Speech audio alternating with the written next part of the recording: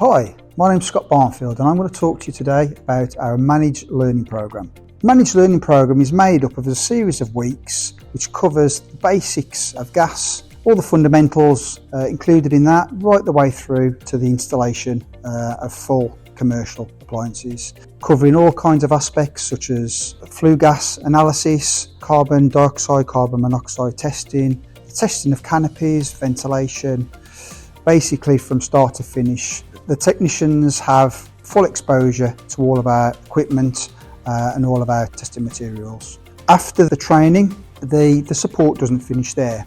We offer full support for the creation of the new catering technicians portfolio, which is made up of a series of method statements and job reports which really help to build the knowledge and understanding of the individuals. The purpose of the portfolio is to ensure that the technician is in the best place possible to be able to sit his ACS assessments. And as I say, we offer full ongoing support to ensure that during that process of when they finish their training, they're able to spend time with the ongoing support of their mentors out on the field to not only complete their method statements, but to also to complete their job reports, which proves their competency to be able to go out there and start to complete this work on their own. The completion of the portfolio will ensure that they are in the best possible position to finally come back to us.